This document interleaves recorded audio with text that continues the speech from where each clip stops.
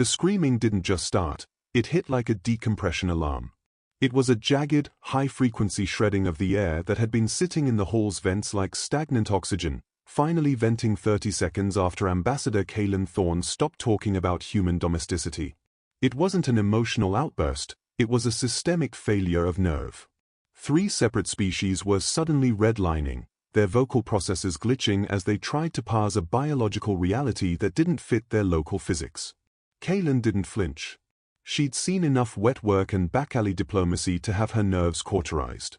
She lifted her cup, black earth coffee, heavy on the alkaloids and mercifully free of the synthetic, citrusy crap the station called beverage, and took a slow, deliberate pull. Her face was a flat line of professional indifference, the look of someone who'd spent 4 to 7 years in the trenches and had long ago run out of surprises. "Status check," she said, her voice dropping into the room like a cold lead weight. "Am I breaching code, or did someone just find a bug in the software?"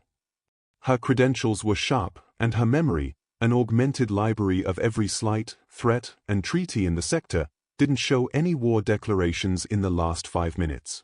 For Kalen, the day was just getting started. The Vorthkora rep, a crystalline pillar of high-altitude arrogance, had gone completely dark. For a Xylosvek diplomat, whose entire existence was built on a constant stream of low-latency chatter, this kind of silence was a death rattle. To her left, the Chitanexus delegate was a twitching mess of segmented armor and clicking servos. The translator was chugging, vomiting out error logs and half-baked syntax. The worst of the lot was the sovereign molt, a bioluminescent bag of gelatinous nerves that had turned a shade of ultraviolet that suggested its internal organs were currently liquefying.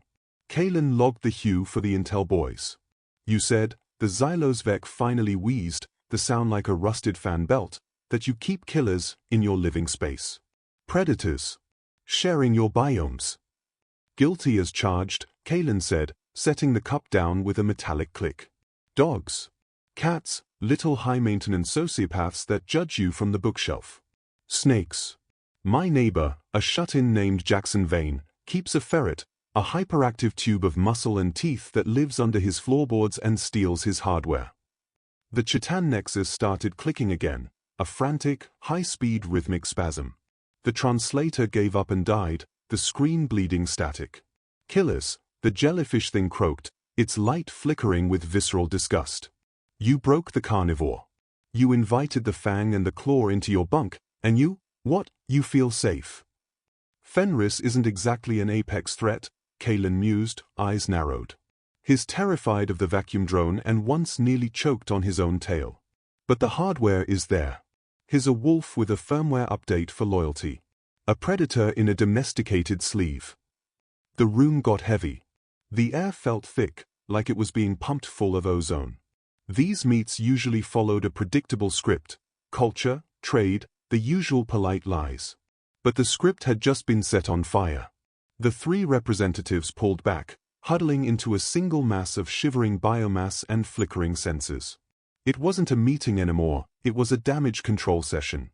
They were whispering in a panicked subcode, looking at her like she was an unexploded ordnance. "We need," the Xylosvek whispered, its crystal facets dulled, "a full data dump on your planet's food chain. For the core archives. For the safety of the Reach." Kalen leaned back, a predatory stillness taking over her frame. "I'm an open book. What do you want to see?" The top, the Chitan nexus clicked, its translator barely holding it together. "The one at the summit. The ultimate feeder.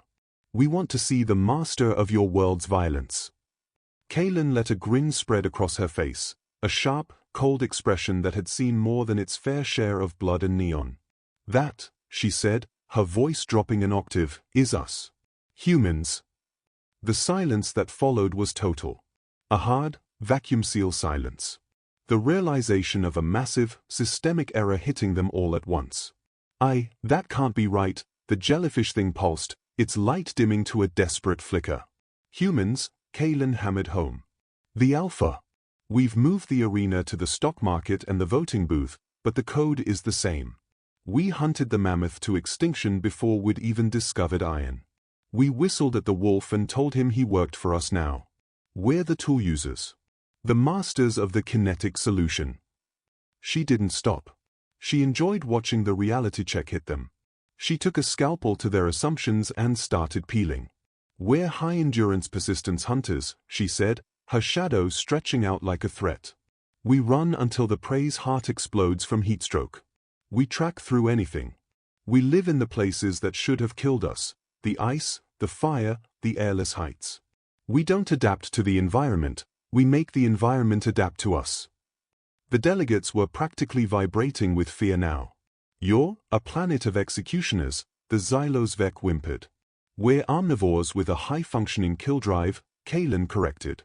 "Hardware, software, and the patience to wait for the opening. It's what we are."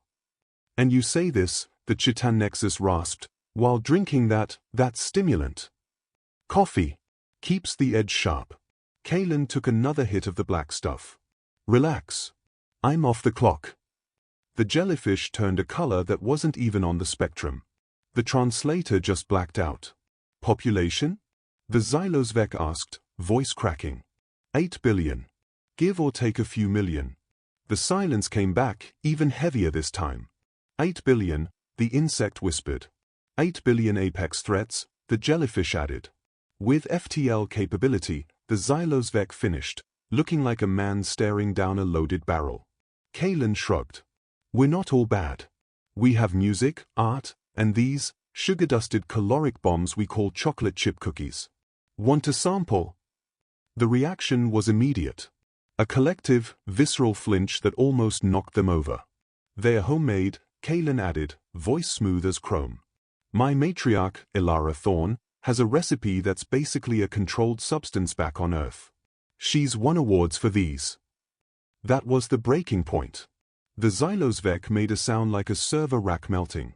The Chitan Nexus started venting coolant, and the Sovereign Molt just slumped into a pile of gray, existential misery. "Recess," the Xylosvek gasped. "We need to process. To upload this to the High Command." "Sure." Kalen stood up, her movements fluid and dangerously efficient. "You knew where we came from, right? Third rock from the sun?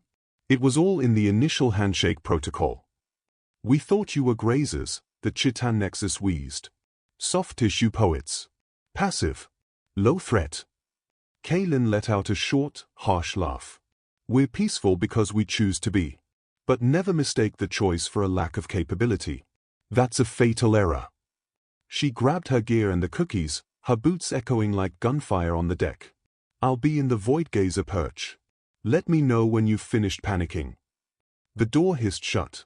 3 ancient species were left in the dark, trying to deal with the fact that the galaxy just got a lot more crowded with things that knew how to kill. In the hall, Kalen walked with the easy stride of a top-tier predator. The station was a marvel of tech, but Earth didn't need to hide. The data was there for anyone with the brass spheres to read it. Maybe a scream at the start would have been more efficient. Cut through the foreplay. Behind her, the alarms were already going off. The diplomats were calling for extraction, for military advisors, for anything to shield them from the cookie-bearing wolves. Kalen bit into a cookie, the sugar hit a welcome spike in the cold dark. Her comms chirped. Grand Admiral Silas Patterson. Cold-eyed Voidborn, but he knew the score. "How's the weather?" "Stormy," she sent back. "Atmospheric pressure is dropping. They're starting to see the teeth." She headed for the Void Gazer perch, where the stars looked like scattershot against a black velvet sky. It was a view that almost made you forget the long, bloody road it took to get here. She dropped into a chair made of reinforced composites and pulled up the brief for the Corinthia hegemony. They wanted to talk about agriculture. Safe. Boring. As long as no one mentioned the scorched earth tactics that won the first continents. She'd lead with the grain, and keep the artillery in reserve. Diplomacy was just war by other means, and Kalen was a master of the game. Behind her, the station's emergency frequency was screaming. A new era had just arrived, and it didn't come in peace. It came with a hunger. Kalen, or Riley, when she wasn't wearing the suit, finished her coffee and prepared for the next round. The Corinthia looked like simple farmers. Sturdy. Reliable. The emergency lasted 4 to 7 minutes of dead air. She spent it hacking a crossword that was designed to be impossible. 7 letters for the burden of history. The answer was the same in every language. When the doors finally opened, the representatives looked like they'd been through a meat grinder. The Xylosvek was shedding crystal, the Chitanexus was misfiring, and the jellyfish was a dull, dying amber. Ambassador, the crystal spoke, its voice a hollow reverb. We've talked to the high oracles. We've run the simulations. And? Kaylin asked, not looking up from her screen, her stylus tapping a restless rhythm. The files were sanitized. Compiled by people who wanted a peaceful neighbor. They saw the art. They saw the music. They saw the skin. They didn't see the bone, Kaylin said. Common mistake. The jellyfish pulsed a light of pure, unadulterated terror. The new data is dense, the Xylosvek said. A history of violence that goes back to the cellular level. We're persistence hunters, Kaylin said, finally looking up. We don't give up. We track, we adapt, we wait. We are the inevitable end of the line. And you turned it into entertainment? Marathons. CrossFit. We turned the kill drive into a lifestyle brand. Keeps us from killing each other, mostly. The representatives huddled closer, a pathetic knot of shared fear. You've terraformed your own DNA, the jellyfish pulsed. Selective breeding. Genetic manipulation of the wild. You treat the biosphere like a hardware store. We optimize, Kaylin said. Wolves into guardians. Grass into fuel. It's what we do. It's our primary function. Optimization, the crystal repeated, the word sounding like a threat. It's an instinct. We see a problem, we build a solution. Usually one with a sharp edge. Professional and thorough clicking became a rhythmic grinding. You've built cities in the heart of the storm. In the throat of the volcano. In the vacuum itself. If there's space, we'll put a flag on it and open a franchise. You treat the brutality of existence as a recreational activity, the Xylosvek rasped. Base jumping. Free climbing. We go where the monsters are just to see if we can take the heat. It's the only way to feel the pulse. The jellyfish turned the color of a blood clot. And so, the insect's hum became a steady, ominous drone. The trial. Kaylin's eyes went cold. Trial? You're testing me? The councils are rattled. They see a species of optimizers and they see a potential takeover. A hostile acquisition of the reach.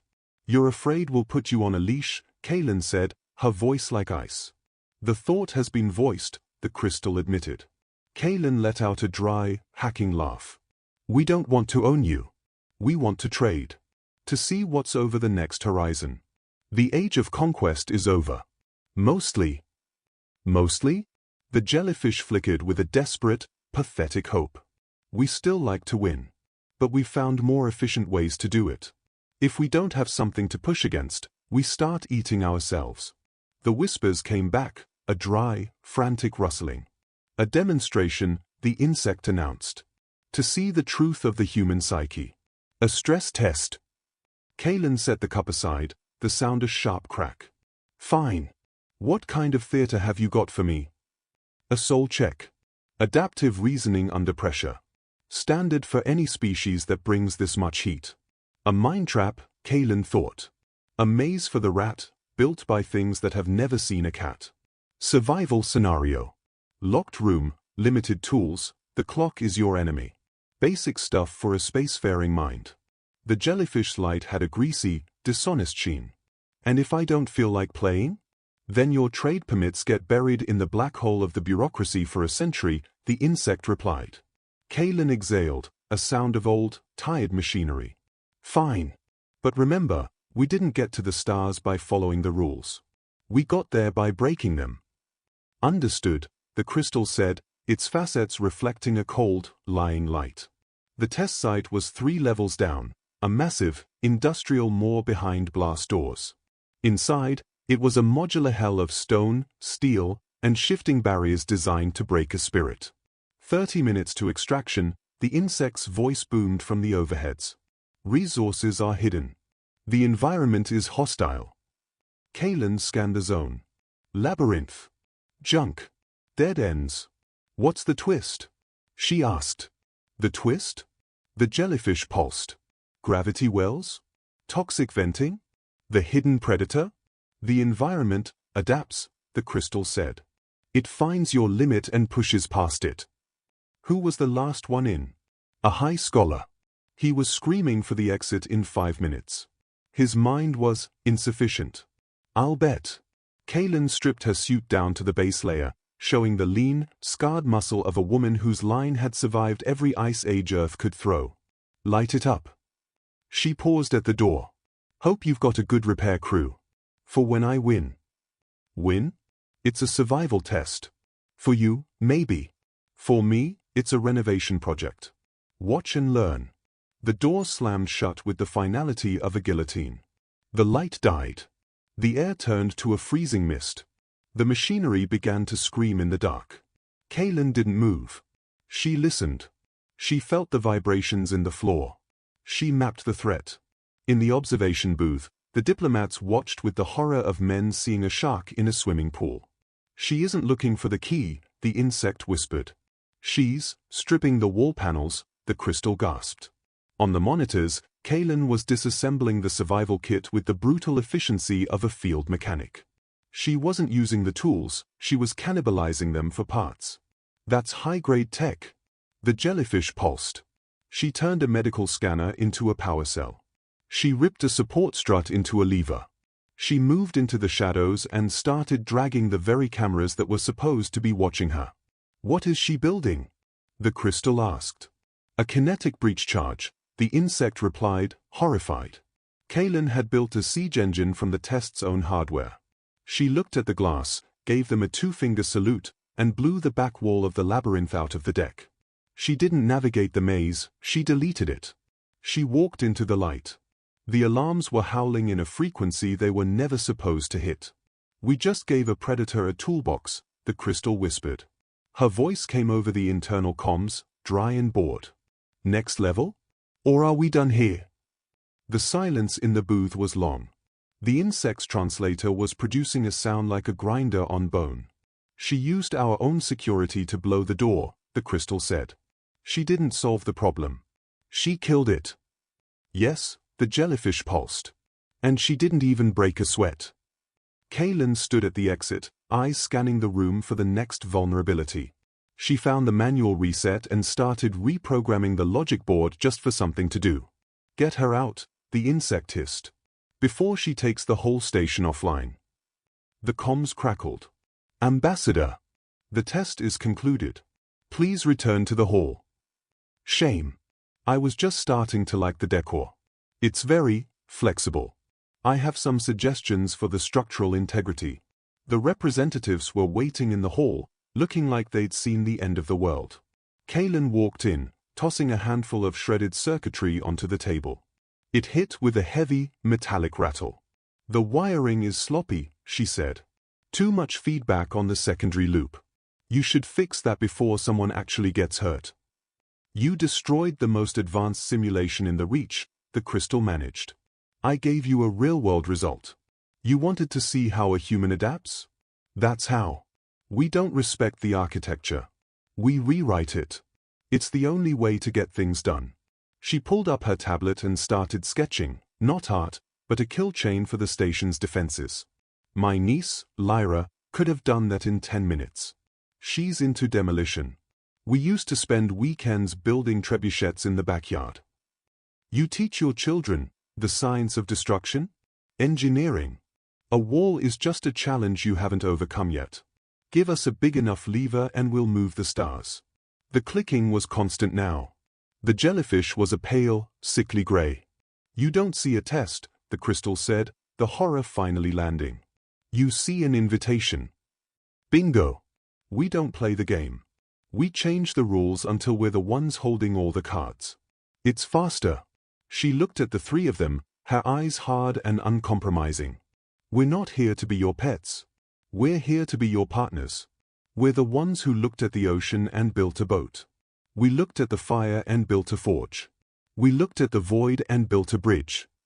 She stood up, her shadow falling over the table like a heavy curtain. I have a meeting with the biosynod. And I need a fresh coffee. This one's dead.